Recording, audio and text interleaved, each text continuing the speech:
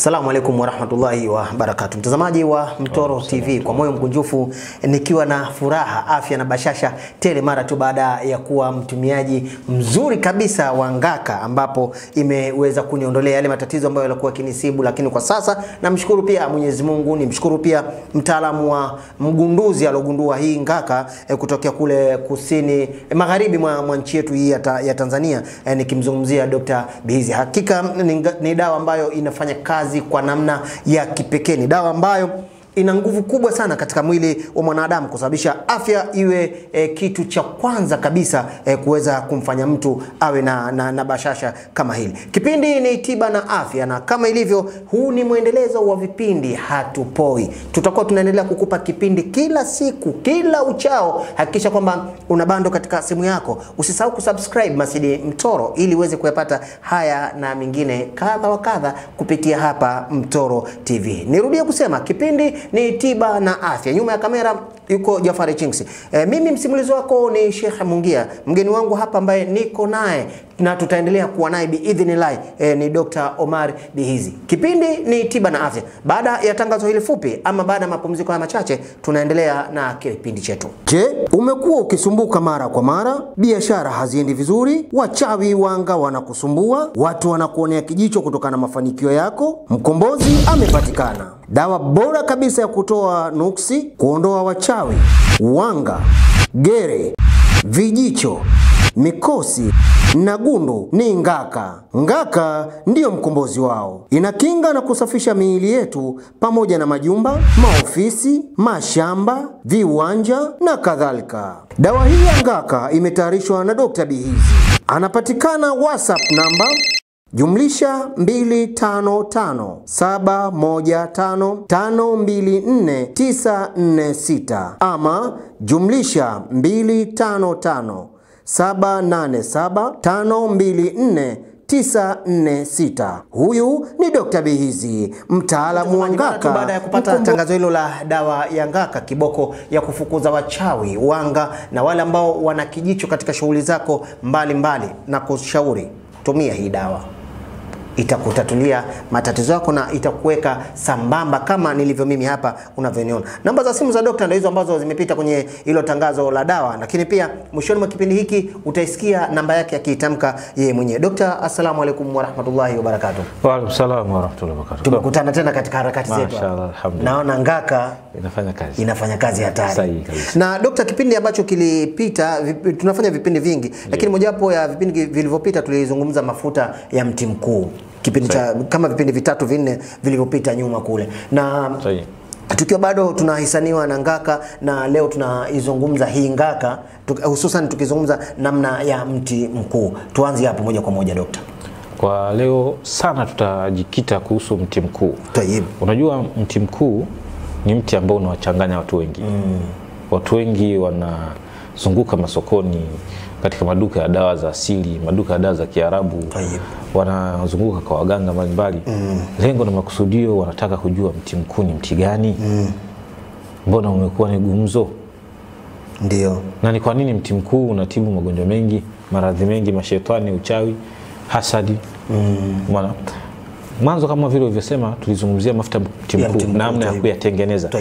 Lengo na makusudio ni kwamba sio wote wanakuwa na uwezo wa kuweza kumudu kipato cha kununua ima hayo mafuta. Wengine wanatoka vipato vyao ni vidogo. Sasa tunaelekeza namna ya mtu ambaye anaweza kutengeneza hata huko nyumbani aliko aweze kutengeneza mwenyewe. Na kwa wale ambao wanaona wako busy na shughuli zao, kwa masuala ya kuanza tena kutayarisha inakuwa vigumu, ndio tunaamua sisi sasa tunatayarisha kwa vitendo sasa.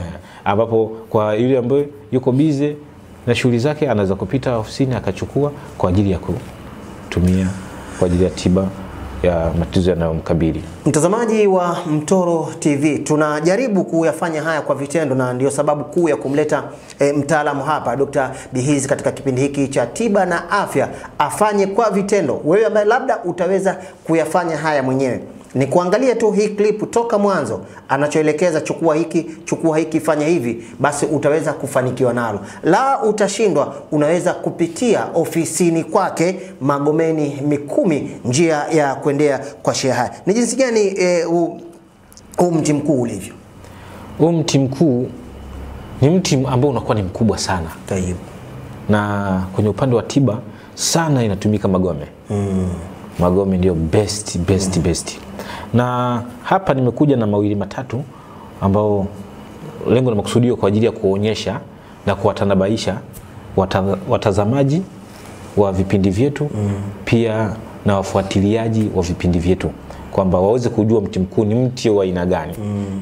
Kama vile tulivyoahidi kwamba muda si mrefu tutafunga safari ya kwenda Kigoma, kwenda mkoa wa Kigoma, kwa sababu huu mti mkuu Tanzania unapatikana sehemu mbili. Unapatikana mkoa wa Kigoma, pia unapatikana na Pemba. Hizo sehemu mbili ndio unapatikana. Sehemu nyingine ukisikia mtu anakuambia unapatikana, huyo kakongopea. Huo ni uongo wa dhahiri. Mti mkuu wenyewe ndio hapa.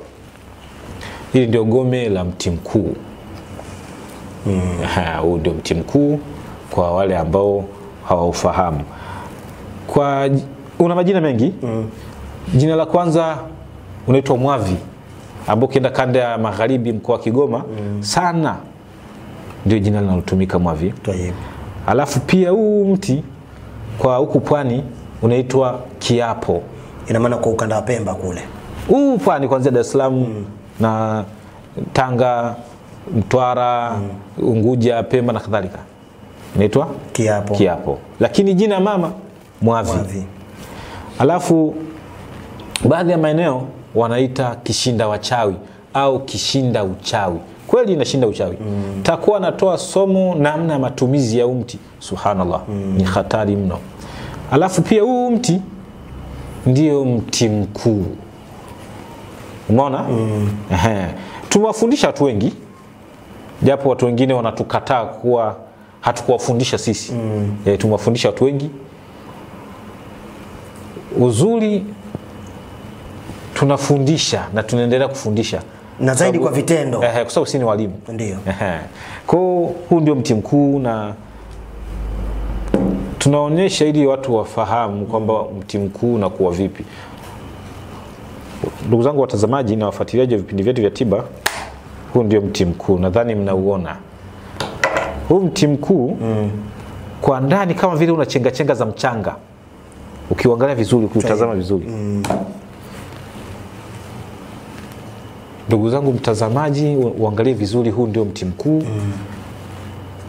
Na uzuri zaidi ukishabangua magome, panatakiwa uyaache yakauke. Na haya unabangua yakiwa mabichi. Huu mti unabanguliwa ukiwa mbichi. Ukishabangua ukiwa mbichi, kifuatacho hapo unaacha, yani unaanika mpaka unakauka. Ukishakauka, kwa kifuatacho ni mambo ya matibabu. Taelezea kidogo namna unavyofanya kazi huu mti mkuu. Mtazamaji wa Mtoro TV, kipindi ni tiba na afya, na studioni hapa niko na Dr. Omar Bihizi kutokea kule Kigoma, ambaye anauelezea mti mkuu na akiwa anafundisha kwa vitendo magome haya ya mti mkuu, akiwa amekuja nayo hapa na anaonyesha moja baada ya jingine. Ndani ya huu mti kuna chenga hizi ambazo amesema zinapatikana, yani huu mti ukiuangalia katika hili gome ndani kuna kama chenga fulani hivi ambazo mwenye daktari amesema zipo kama mchanga. Lakini cha kufurahisha, yeye ni mwalimu ambaye anawafundisha wengine. Mimi mwenyewe ni mwanafunzi sasa, najifundisha kutoka kwake. Hata wewe ambao unafuatilia clip hizi za tiba na afya kupitia hapa Mtoro TV, mwalimu ni Dr. Bihizi ambaye tayari anafundisha kwa vitendo. Tuangalie kipi ambacho sasa kinaendelea. Naam daktari. Ni kwamba huu mti ukitaka uone maajabu yake makubwa, embu kata kipande kidogo, sio kama hiki, kidogo tu. Sawa. Kata kipande kidogo, afu chukua ndimu. Ile ndimu ikate katikati. Sawa. Lakini nusu kwa nusu tunasema. Yani sio kwamba umeachanisha. Hiyo imeshikana. Wakati tu ishikane. Alafu chukua donge moja la chumvi. Chumvi ya mawe au chumvi ya kawaida? Chumvi ya mawe. Naam. Weka kwenye ile ndimu uliyokata. Sawa. Alafu na hii kipande kidogo tu kata, weka pale. Alafu ifunge vizuri. Funika ta. Kisha funika, ima weka kwenye pembe ya kona katika nyumba yako. Ima chumbani, sebuleni, katika kona yoyote ya nyumba. Au unaweza kuweka sehemu unapolala, ima chini ya kitanda. Usipoweka kwenye kona ya nyumba, weka ta chini ya kitanda. Tia manuizi ya Mwenyezi Mungu niweke hii dawa hii kwa ajili ya kuwashikisha adabu wanga wote wanaonifuatilia, wanaonisumbua, wanakuja kuniwangia, wachawi wote, mahasidi wote, kila aina ya ubaya na ufanyiwa na viumbe wako, Mwenyezi Mungu apate pigo. Subhanallah. Huyo ambaye anajifanya ni mwanga atie mguu. Yani kinachofuata ni kwamba mwanga akija atapata pigo. Ule uchawi wake ndio unaomdhuru, kwa sababu huu unapambana uchawi. Haviendani na uchawi huu mti. Kwa ule uchawi wake ndio unapata pigo, anadhurika. Kisha dhurika ataenda kujiuguza kwake. Ima ataparalyze. Umeona? Au kama siku zimefika ndio safari ya akhera. Wakati wa daktari unakuwa uko ndani tu umelala. Wewe umelala. Cha huko kinachoendelea hukijui. Nani wanajua na wao kwa wao. Si mkubwa anapambana mkubwa mwenzie. Kwa akishafanya hivyo, subhanallah, utafurahi wewe mwenyewe na show yako. Mtazamaji wa Mtoro TV, si ya kufurahisha sana haya, lakini huu ni uhalisia ambao Dr. Omar Bihizi akiwa anayaelezea hivyo. Yawezekana wewe ukao unasibiwa mara kwa mara. Unaamka asubuhi labda mwili umechoka, hujui kitu gani. Tumezoea kusema sio amenibeba leo nimeenda kulima shambani huko, au sio imekwaje. Kiboko yao ni gome la mti mkuu. Mti huu tumeambiwa Tanzania unapatikana sehemu mbili. Sehemu mbili tu mti huu unapatikana. Ingawa majina yake ni mengi kulingana na matamshi yanavyotamkwa na watu wa maeneo tofauti. Wanapigana dokta. Mkubwa anapigana na mkubwa mwenzie. Mkubwa huwa anapambana na mkubwa mwenzie. Wewe mtu mzima huwezi kupambana na mtoto mdogo. Sasa kwa kuwa wale ni watu wazima na ndio maana shughuli zao wanazifanya wakiwa wamejificha. Hawataki kuonekana. Dokta, kabla hujaendelea, linawezekana labda likaja swali kutoka kwa mmoja wa watazamaji wetu kwamba hapo si unafanya uchawi? Yaani unaonekana labda wewe unafanya uchawi. Hili unamwekaje wazi labda huyu mfuatiliaji wa vipindi vyetu? Ukifanya hivyo unakuwa hufanyi uchawi. Ndio. Ni sasa mtu amejenga nyumba yake. Alivyojenga nyumba yake akawa ameweka ile security ya umeme. Mathalan alarm ama security. Zile nyaya zile. Ndio. Imetokea mwizi amekuja kuiba. Amepigwa shoti amekufa. Atakuwa amefanya ushirikina? Hakufanya ushirikina. Au atakuwa yeye ndio amemwambia wewe njoo uniibie? Hapana. Ni kwamba yule amekuja kwa lengo la kufanya ubaya. Kihelehele chake kimemwita. Basi hata huyo mwanga au mchawi, kihelehele chake kimemwita, lengo na makusudio akuharibie wewe maisha yako. Kwa sababu unajua ukiwa unawangiwa huko mtaani unakokuwa ukipita, wale wanaokuangia wanakuwa wakikuangalia wanacheka kulikweli, wanaona hili boya kulikweli, namna linavyolala, mara linakoloma, mara mguu limetupa kule. Umeona vitu vya namna hiyo? Kuna ile misemo nasema yule mwepesi. Au ni wanga na wachawi. Ndio michezo yao huwa wanafanya. Hasa ukishatega huo mtego. Sasa anapanya pia. Umechukua kasamaki au kanyama umeweka kwenye mtego ule wa kufyatuka. Amekuja amenasa. Hapo umemshirikisha Mwenyezi Mungu? Hapana. Ni kitu chepesi, simple and clear. Kwa sababu ule uchawi wake ndio unamdhuru, kwa sababu huu mti haviambatani na uchawi wala havipatani na uchawi. Nitakupa mfano mwingine. Ukichukua huu mti ukachukua na tunda la mwegea, wengine wanaita mwegea, kwa sisi Kigoma tunaita mlemela. Maana ambapo ule hutumika sana kwa vijana, hata wanawake ambao wanaongeza maziwa hips na kadhalika, ile unatumika sana. Ukachukua ile gome, ukachukua na lile tunda lake, ukatia kwenye chungu, afu katia kwenye moto ukafunika bila maji. Kwa ile ikachemka chungu kawa chekundu mpaka vya ndani vikaungua. Vinageuka vinakuwa kama mkaa. Ukasaga upate unga. Ukishasaga ukipata unga, utakuwa unachukua kiasi kidogo kama nusu kijiko cha chai au robo kijiko cha chai, unatumia katika uji au maji vuguvugu au juisi au hata na soda, unatia na koroga na kunywa. Kuna wale ambao wamefanywa uchawi ule wa kutembea mwilini. Anaweza kuwa ametoka kuoga kavaa shati hivi akahisi kama nyelele zinatembea, wadudu wanatembea katika mwili, au amekata hivi na hili kitu kinatembea kinashuka chini, au tumboni kuna kitu kinacheza. Hiyo ni kufuta. Unafahamu kufuta? Kwa Kiingereza wanaita kudelete. Yaani hapo unakuwa umedelete moja kwa moja huu mti na tunda lile la mwegea. Alafu pia huu mtu una manuksi, mikosi, chukua ile gome, lisage, pata unga wake, tumia kujifukiza. Subhanallah. Hiyo ndio ajabu nimeishuhudia mimi mwenyewe. Kwa wagonjwa wengi niliowafanyia hii, Imestaajabisha sana. Na pia niliona dokta katika moja vipindi ambavyo tulivifanya siku chache zilizopita nyuma, ulimfungua mtu sahihi kwa kutumia dawa ambayo tayari ushaitengeza ile ya ngaka kuweza kumfuta ama kumtoa uchawi ambao ulikuwa kwenye mwili kwa kutumia ukindu na dawa hii ambayo ulichanganya kwenye maji takriban ya ujazo wa lita 3. Kipi sasa ambacho labda mtazamaji wetu huyu anayetufuatilia vipindi vyetu hivi vya tiba na afya aanze nacho mara tu baada ya kupata darasa hili la mti mkuu? Akipata darasa mti mkuu, kama anaweza kupata mtu kumfungua kwa kutumia ile ukindu, yani ngaka kijiko kimoja, chumvi ya mawe kiganja kimoja, maji pamoja na ukindu wenyewe, anafunga kwa njia ya kudu ambao ukivuta hivi unafunguka. Akapata mtu akamfungua, sawa? Akimaliza akabaki anatumia hii dawa, atastaajabu mno. Natoa somo lingine kwa huu mti mkuu, kwa sababu unamshukuru Mwenyezi Mungu, huu mti nimeusoma kwa walimu wengi sana. Sasa mimi nimegeuka, nimekuwa mwalimu na baki nafundisha watu wengine. Japo wengine nikiwafundisha wananikataa kwamba mimi sio mwalimu wao, niwafundisha. Wanabaki wanachukua watu waliokufa ndio watu waliowafundisha. Inakuwa mtihani mkubwa. Ni kwamba wewe ambao umetaabika na matatizo yako mengi ambayo yameshindikana ni sugu, chukua mzizi wa mbaazi na majani ya mbaazi, chukua pamoja na huu mti mkuu ambao jina lingine unaitwa mwavi, jina lingine unaitwa kishinda wachawi, jina lingine unaitwa kiapo. Ukishachukua, saga vyote viwe unga, kiasi changanya na mafuta ima zaituni au mafuta ya nazi kwa ajili ya kujipaka. Alafu kiasi kingine unachukua kiasi kidogo, unatia katika maji vuguvugu, unakoga. Sawa? Baada ya hapo unachukua kiasi kidogo tena, unatia ima kwenye uji au kwenye kinywaji chochote chepesi. Alafu unakunywa. Yale mafuta baada ya kuoga ndio unakuwa unajipaka. Nakupa ili zoezi lifanye ndani ya siku 3. Halafu njoo niambie kwamba mimi bado nasumbuliwa na nuksi, mimi bado nasumbuliwa na mikosi, mimi bado gundu, kwa sababu kwa watu wa kanda magharibi Kigoma, ili akuelewe kama unazungumzia mikosi au nuksi, mwambie wewe una gundu au una kimavi, anakuelewa zaidi mno. Umeona? Kwa kufanya hivyo unakuwa umefuta. Nadhani kufuta inaeleweka maana yake. Kudelete. Kudelete. Waingereza wenyewe wanaita kudelete.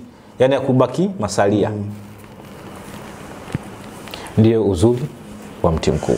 Mtazamaji wa Mtoro TV, kipindi ni tiba na afya. Wakati si ukuta, ukishina nao utaumia mwenyewe. Na studio hapa tuko na Dr. Omar Bihizi, tukiwa tunaelekea mwishoni mwa kipindi chetu. Leo umeweza kuja hapa na magome halisi ya mti mkuu kutokea kule Kigoma. Lengo ni kuwaonyesha, lakini pia kuwafundisha na wao waweze kupata somo kupitia magome haya ya mti mkuu ambao awali umesema unapatikana sehemu 2 tu katika nchi yetu hii ya Tanzania. Nini wito wako sasa kwa jamii hii ya Kitanzania? Nitoe faida moja ya mwisho afu ndio nihitimishe. Ni kwamba kwa wewe ambao mji wako unasumbua na wanga na wachawi wanakusumbua, unataka uheshimike kuanzia katika mji wako hata miji mingine utakayoenda, chukua mti mkuu ambao ndio kiapo, mwavi, kishinda wachawi. Ukishachukua, saga upate unga. Alafu kuna yale wanaita magamba ya ngisi, unayapata toyo. Magumu kidogo hivi. Yale ukiwakwangua hivi unapata unga. Sawa. Sasa kwangua. Kisha kwangua, umepata unga wako wa kutosha, changana mti mkuu. Alafu chukua na vijiko 3 vya ngaka, tia pamoja. Sasa hiyo zoezi unaweza kufanya asubuhi au mchana au jioni, usifanye usiku. Unazungushia tu nyumba yako. Sawa? Yaani bi maana ufanye asubuhi au ufanye mchana au ufanye jioni. Lakini isiwe usiku. Lengo na makusudio hapo wanga, sawa? Hawajafanya kazi zao, si bado na wenyewe wako bizibize. Usiku kama usiku, si ndio wanakuwa wameshatoka, wako bizi kwa shughuli zao. Sasa panachukua ufanye ile live. Sawa? Ndio uone show. Au njia nyingine unaweza kutumia kuchimba kona. Umeshachanganya ule unga, unachimba kona ya kwenye nyumba. Au hata kiwanja au shamba, unachimba, unafikia, unachimba, unafikia. Kwa shamba unafanya sehemu 5. Kona na katikati. Kuna michezo inaitwa kubukula. Yaani kuibiana mazao. Mtu umepanda mazao yako, umehudumia shamba mpaka mazao yamekomaa, kwenye kuvuna wazee wa kazi wanachukua mazao mpaka unastaajabu mazao kwa shamba liko limependeza hivi na hivi, afu mwisho wa siku ola. Sasa chukua hii gome, saga pata unga, chukua gome la ngisi, gamba la ngisi ile, saga na lenyewe au kwangua upate unga wake. Chukua na ngaka vijiko 3 changanya pamoja. Afu unafukua, unachimba kona, unachimba kona 4 na katikati sehemu ya 5. Sehemu ya nyumbani unafanya kona. Sawa? Kesi imeisha hiyo. Hakuna mwanga wakuja, hakuna mchawi wakuja, hakuna hasidi wakuja. Yote mwenye roho mbaya anayekuja kwa ajili ya ubaya, hapo atoboi. Wale wa chuma ulete, ile mchezo wa chuma ulete, hapo ndio imeisha. Huu ndio kiboko yao. Huu ndio mwavi. Huu ndio kishinda wachawi ama kishinda uchawi. Huu mti ndio kiapo. Umeona? Kwa hiyo mtu usitaabike wala usitatizike wala usidanganyike. Huu mti una majina mengi. Ukisikia mti mkuu basi ndio ujue ndio mwavi, ujue ndio kiapo, ujue ndio kishinda wachawi, ujue ndio mti mkuu. Huu mti mmoja na una kazi nyingi mno. Siku baada ya siku nitakuwa natoa somo namna ya matumizi yake. Kwa hiyo cha msingi tujitahidi kuendelea kufuatilia vipindi katika hii channel ya Masjid Mtoro Online TV. Na wale ambao msubscribe, lengo na makusudio ili kila kipindi kikirushwa unakuwa wa kwanza kupata taarifa yake na kukifuatilia. Mtazamaji wa Mtoro TV, mti huu nikiwa nimeushika hapa ndio mti mkuu, na leo tulikuwa na kipindi hiki cha tiba na afya kutoka hapa ofisi zetu za Mtoro TV katikati ya jiji la Dar es Salaam. Mtaalamu wangu ambaye nilikuwa niko naye hapa ni Dr. Bihizi akieleza kwa mapana kabisa jinsi gani mti huu ulivyomujarabu kwa ajili ya kufanya kazi zetu zile ambazo zinatakiwa. Si kazi za kichawi bali ni kazi za kuwasukumiza ama kuwaondoa wanga, wachawi na wale ambao hawana nia mbaya katika maisha yetu haya yaliyo mazuri. Nikushukuru kuweza kutenga muda wako kuja kuchukua simu yako na kuangalia kipindi kuanzia mwanzo hadi mwisho. Nirejea kusema nilikuwa na Dr. Bihizi. Dr. la mwisho tu la kumalizia, namba yako ya simu. Watazamaji inawezekana wengine wakawa ni wapya. Ndio kwanza umesubscribe hapa Masjid Mtoro, halafu umeona Bihizi lakini namba yake. Sahihi. Hilo nimeliona baada ya kuwa nilivyoelekeza namna ya kutengeneza ile mafuta ya mti mkuu. Wengi wamenipigia simu. Tahibu. Umeona? Sasa kwa kuwa wamenipigia simu, kuna wengine wa nchi za nje huwa wanataabika kwa sababu namba wakati mwingine zinaandikwa kwa kwanza 0715. Wanje wanashindwa kukupata. Wengi nimeshapata malalamiko yao. Kwa hiyo ndugu zanguni, kwa wale mlioko Tanzania na wale mlioko nje ya Tanzania, napatikana kwa namba zifuatazo. Namba ya Tigo unaanza alama ya kujumlisha 255, yani 255 715 52 49 46. Na kwa wale ambao wananitafuta katika line ya Airtel unaanza na alama ya kujumlisha 255, yani 255 787 52 49 46.